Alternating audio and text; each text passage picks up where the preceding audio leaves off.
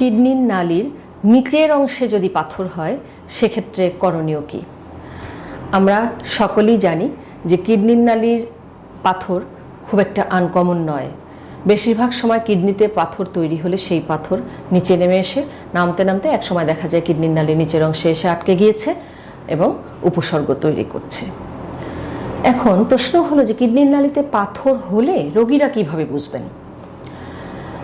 যে উপসর্গটি সবচেয়ে কমন সেটি হলো যেহেতু নিচের অংশে, অতএব আপনার ব্যথা হবে তলপেটে। ডান দিকে যদি নালীতে আটকে যায় নিচের অংশে তাহলে ডান দিকে ব্যথা হবে তলপেটে, বাম দিকে হলে বাম দিকে তলপেটে ব্যথা হবে। এবং এই ব্যথা বেশিরভাগ সময় ওখান থেকে ছড়িয়ে কুস্কির দিকে যায় এবং পুরুষের ক্ষেত্রে কখনো কখনো লিঙ্গের অগ্রভাগ পর্যন্ত ব্যথাটা ছড়িয়ে যেতে পারে, মহিলাদের ক্ষেত্রে মাসিকের রাস্তা পর্যন্ত ছড়িয়ে যেতে পারে। এক্ষেত্রে আর কিছু উপসর্গ হয়, যেমন নালীর নিচের অংশ তো আমি বলেছি, কিন্তু নিচের অংশের সর্বশেষ যে অংশটি এসে মূত্রথলিতে যোগ হয় ওই অংশে যদি পাথর থাকে কখনো কখনো রোগীরা এরকম ব্যথার থেকে অন্যান্য কিছু উপসর্গ নিয়ে আসে। যেমন উনি আসেন যে না আমার খুব ঘন ঘন প্রস্রাব হচ্ছে, প্রস্রাব করার সময় তীব্র ব্যথা হচ্ছে, তলপেটে তীব্র ব্যথা হচ্ছে, জ্বালা পোড়া হচ্ছে, মনে হচ্ছে ছিঁড়ে যাচ্ছে তলপেটের সব কিছু, এরকম অনুভূতি হচ্ছে, আমার খুব কষ্ট হচ্ছে। এরকম উপসর্গ যদি নিয়ে আসে রোগীরা কি করবেন? ইনফেকশন জনিত কারণে তো হতেই পারে, কিন্তু কখনো কখনো এগুলো কিডনির নালীর নিচের অংশের পাথরের জন্যও হয়।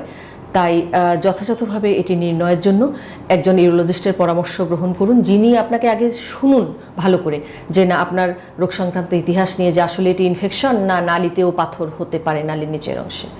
এরপর আপনাকে শারীরিকভাবে পরীক্ষা নিরীক্ষা করে দেখুক। এরপর কিছু সামান্য পরীক্ষার প্রয়োজন পড়ে। শুরুতে তো প্রস্রাব পরীক্ষা করতেই হয় যে প্রস্রাবের ইনফেকশন আছে কিনা এটি আলাদা করবার জন্য। এরপর আমরা আসি যে একটি এক্সরে প্রস্রাবতন্ত্রের অথবা আলট্রাসোনোগ্রাম। আলট্রাসোনোগ্রাম আমরা অনেক সময় আরেকটি কারণে করি, সেটি হচ্ছে যে যেহেতু তলপেটে ব্যথা ডান দিক বা বাম দিক এবং এটি আরও ছড়িয়ে যায়, অনেক সময় দেখা যায় যে মহিলাদের ক্ষেত্রে আমরা কিছু কিছু রোগ চিন্তা করি যেগুলোকে এক্সক্লুড করতে হয় যে না এটি নেই। যেমন ধরুন পেলভিক ইনফ্ল্যামেটরি ডিজিজ বলি মহিলাদের ক্ষেত্রে। এরপর হচ্ছে অনেক সময় একটোপিক প্রেগনেন্সি রাপচার্ড হয়ে যায়, সেটি হতে পারে। এরকম কিছু কিছু কন্ডিশন আছে। এছাড়া নারী পুরুষ উভয়ের ক্ষেত্রে অ্যাপেন্ডিসাইটিসের উপসর্গের সাথে কখনো কখনো মনে হয় যে আপনার কনক্লুশনে আসা যায় না যে আদৌ অ্যাপেন্ডিসাইটিস নাকি কিডনির নালীর নিচের অংশে পাথর। তাই আলট্রাসোনোগ্রাম করবার প্রয়োজন পড়ে। সাধারণত এর মধ্যেই বোঝা যায় যে আসলে ঘটনাটি কী। এখন আর যে কোনো অংশে যদি পাথর হয় সেটা কিডনি হোক, কিডনির নালী হোক বা মূত্রথলি হোক, সেক্ষেত্রে কিন্তু প্রস্রাবের সঙ্গে রক্ত যাওয়া নিয়েও রোগীরা আসতে পারে। চিকিৎসা কী হবে যেটি বড় প্রশ্ন। রোগীরা এক বুক আশা নিয়ে আমাদের কাছে আসেন সবসময় যে যাতে ঔষধেই ভালো হয়। সকলকে এই আশার বাণী শোনাতে চাই যে কিডনির নালীর নিচের অংশে পাথর থাকলে কিন্তু ঔষধের মাধ্যমে বেরিয়ে যাবার সম্ভাবনা অনেক বেশি।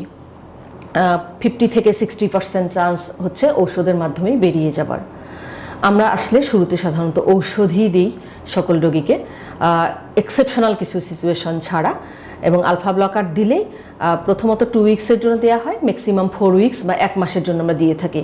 এবং এই সময় রোগীকে কিছু পরামর্শ আমরা দিই যে প্রত্যেকবার প্রস্রাবটা আপনি একটি ছাঁকনিতে করবেন যে পাথরটি বেরিয়ে গেল কিনা। যদি আগেই বেরিয়ে যায় ওষুধ বন্ধ করা যাবে। আর আমরা সেই সাথে বলি যে সময় পানি পান করেন, বেশি করে লাফঝাপ করেন, এক্সারসাইজ করেন যাতে এটি বেরিয়ে যায়। কিন্তু যদি 1 মাসের মধ্যে বেরিয়ে না যায় তখন কিন্তু এই পাথরের সাইজ যাই হোক না কেন আপনাকে অপারেশনে যেতে হবে। তবে আশার বাণী হলো অত্যাধুনিক যুগে আজকাল আর পেট কেটে অপারেশন করা হয় না। আমরা যেটি করি প্রস্রাবের রাস্তা দিয়ে মুখ যে আছে সেদিক দিয়ে ঢুকে ওই নালীর ওই অংশে পৌঁছে এটাকে গুঁড়ো করে বা ক্রাশ করে বের করে নিয়ে আসি। সেটি হতে পারে লেজার দিয়ে অথবা আইসিপিএল দিয়ে বা অন্য কোনো মাধ্যমে। ঠিক আছে? তবে এতে রোগীরা সাধারণত যেদিন অপারেশন হয় পরদিনই বাসায় যেতে পারে, হসপিটাল স্টেও তেমন হয় না। তো এরকম কোনো উপসর্গ পেলে যথাযথ পরামর্শ নিন। আগে দেখুন যে এটি ইনফেকশনজনিত কারণ নাকি অন্য কোনো কারণ নাকি কিডনির নালীর নিচের অংশে পাথর। আশা করি আজকের পরামর্শ দেখবার পর অনেকেরই সিদ্ধান্ত নিতে সুবিধা হবে।